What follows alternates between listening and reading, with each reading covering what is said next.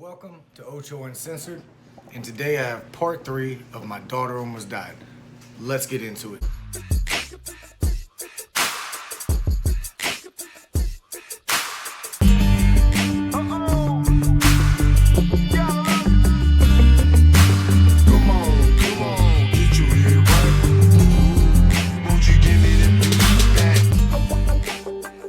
First, I need you guys to like, subscribe, and hit that notification bell for me.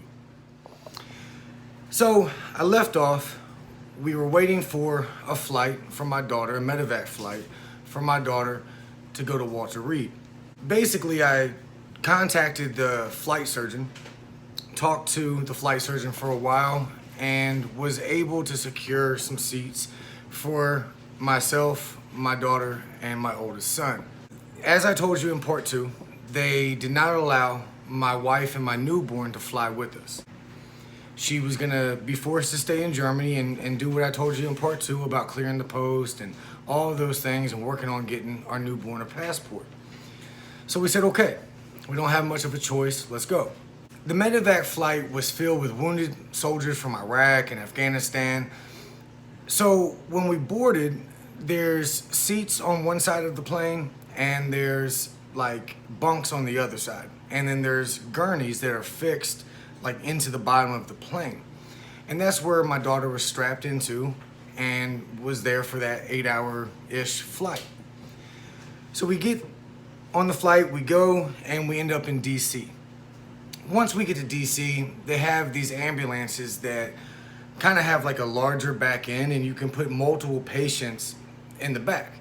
So that's what they did. They shoved a whole bunch of cats in there to include us.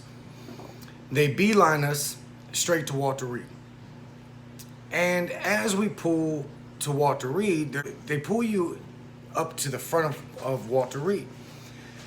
And when we pulled up, there was all this medical staff and doctors. But as they opened the doors, I noticed that my wife's entire family was there. And thank God, because we needed all the help we could possibly get.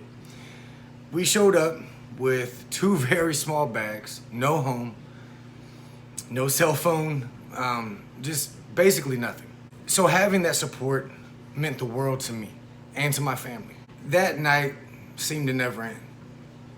I was bombarded with questions from doctors and nurses and specialty people, and it just seemed to go on and go on and go on. And matter of fact, it went on for the next couple days. They put my daughter through various tests as well during the first couple days. The doctors explained to us that they had to fight the vasculitis that had attacked my daughter's brain and was still active in her brain, as well as trying to get her occupational, physical, speech therapies to try to regain what she had lost on the left side of her body due to the stroke. Within the first week, my daughter had entered those 3 different therapies I just mentioned. She was also being fitted for prosthetic AFOs. As we went through the process of all these different therapies and appointments, I realized that my daughter was not getting the therapy that she really needed, or the amount of time in said therapies that she truly needed while we were at Walter Reed, right? So one day, I picked up my daughter, stood her up, and she had like 30 or 40 stuffed animals in her room. And I said, hey, start throwing these stuffed animals against the wall. So that's what she did. We would do this multiple times throughout the day, in between appointments and doctor visits and therapy sessions. And at the end, to reward my daughter, I would put her in the wheelchair and I would break free from the ward we were in and I would run her through Walter Reed. The doctors and the staff hated me, but it brought like this big ass smile to my daughter. And that was all I needed to continue to break the rules. I didn't care. She was already going through enough and she needed a release. She needed something that made her smile. Roughly 3 weeks into us, standing and throwing stuffed bunnies against the wall, I realized how strong she was getting. Like her legs were really getting strong. And so I said, hey, mate, what the hell? Let's see if she can take a step, maybe two. And with a little bit of help, she was. We got that left leg swinging over, and I was like, wow, okay, here we go.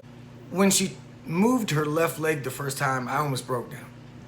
But I knew I couldn't because it wasn't time for that. It wasn't time for Dad to be emotional. It was time for Dad to continue to push her, motivate her to move the other leg and continue this process. Eventually, she started to be able to move her left and her right leg. And I realized that she could really, move her legs on her own now, okay? A few more days went by of us moving her legs and getting her to try to walk on her own. And I realized that she was kind of doing it. I eventually got like a little cell phone, and I ran to a nurse and said, please record this. I went back to my daughter, lifted her up, and I said, let's go. She started taking steps, and I started to just release my hands and just keep them like right beside her, just in case she lost her balance. And I realized, holy shit, she is doing this. She is walking, people. She is... The joy that my heart felt, I don't think I've ever felt that again. It was the greatest feeling I think I have ever felt in my life. Though her walking for the first time was an incredible feat, right? And it was amazing in every sense of the word.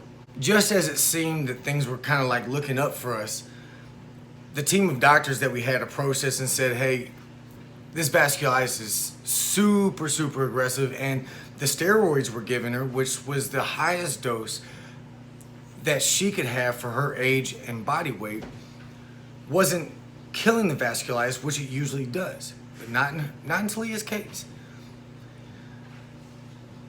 So I said, okay, how do we match the aggressiveness? And the doctor looked at me and said, chemotherapy. And it kind of stumbled me back a little bit because I was like, wow, that's a lot. But not having much of a choice, I said, okay, let's do it. Up to this point, everything my daughter did, I had like a little piece of that as well. So if she got an IV, I got an IV. If they drew her blood, they would draw my blood, because I promised my daughter she would not go through this alone at all. But this time was much different. I could not go through chemo with her. I could not do this with her. And as a father, this was a really fucking hard pill for me to swallow, because I didn't want my daughter to feel she was alone. I wanted her to know that Daddy was with her and Daddy loved her, and I was gonna fight this beast with her. The hardest part of the chemotherapy was seeing her so sick afterwards. She would puke, and she already was without hair due to the craniotomy she had. So that didn't freak me out too much like it would, the average person. But to see her so sick, to see her so weak, it was very hard, and things changed for us. Like, everyone had to wear these medical gowns and masks over their face, because chemotherapy is kind of like fucking bleach. It just kills everything, good, bad, indifferent. The next phase of her recovery was going to be just as trying as what we had already faced. The goal of Walter Reed is to come up with a medical plan to stabilize the patient and then to send them to the next phase of their rehabilitation. If that means home, great. But if that means to another facility to further on their care, that's where they'll go. And in our case, we got sent to the National Rehabilitation Center in Washington, D.C., NRH for short. Shortly after arriving at NRH, we got the greatest gift we could possibly receive. When my daughter saw my wife and saw her little brother, she lit up like a damn Christmas tree. It was an amazing reunion, and it was exactly the energy that she needed to take on the next journey, the next part of this craziness that she was facing. NRH is a live-in facility that houses mostly older patients, but they do have a pediatric ward. which, no duh, is where my daughter's going. It was at NRH that my daughter would undergo intense therapy, and we as the parents would learn how to efficiently and effectively take care of our daughter once it was time to go home. It's also the first facility we could have sued for millions. When my wife and my newborn son arrived at NRH, I was sleeping next to my daughter. But NRH told us, hey, we can't allow a newborn to stay, in this ward overnight. The only problem was we didn't have anywhere to go. We had no home. We had no orders from the military to get housing. We had nothing. So I applied for Ronald McDonald House just like I did in Germany. There was one in DC and we got approved for it. One morning, just like usual, we got up and we were going to go see Talia. And it was probably 8 o'clock in the morning, 7 o'clock in the morning, something like that.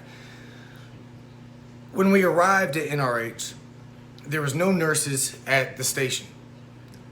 And as I got closer to my daughter's room, I noticed that her lights were off, which was fairly unusual because the patients are usually up either eating breakfast or had just finished breakfast by this time. As I get into my daughter's room, I notice that she is in her wheelchair, crying in the dark.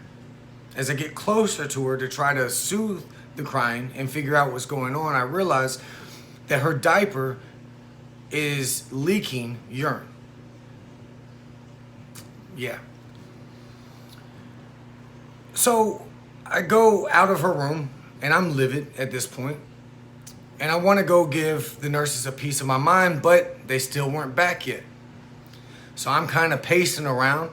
And finally a nurse comes around the corner and I said, why in the fuck is my daughter crying in the fucking dark? Of course, they give me some bullshit excuses and this, that, and the third. And I say, hey, I need to talk to your supervisors. This is insane. Shortly after I gave the nurses a piece of my mind, one of their higher ups came up and started talking to me. And I gave him the same piece of my mind. And I didn't hold back with my language. I didn't give a shit what his position was. I did not like his responses, nor his lack of caring to the severity of this situation, which resulted in a meeting with all the higher ups in NRH behind closed doors. Though we could have sued this facility for millions, our thought process was not along those lines. My wife and I only cared about our daughter's well-being. We just wanted her to be okay and get the care that she needed, right? So the only stipulation that we gave NRH was that we would stay right beside our daughter the entire time she was there with our newborn until it was time to go home, period. We were not going to budge on that. And that's exactly what we did. After this incident, Talia was able to get much better care, obviously, and really make strong and progressive strides in her rehabilitation, which resulted in her being able to go home, though we were going to go back to Walter Reed for chemotherapy for about 3 or 4 more months. Today, Talia is an energetic 15-year-old that still fights, struggles, and self-motivates to conquer this thing called life. Guys, I hope you like this video. If you got any questions, please email me or hit me up in the comments.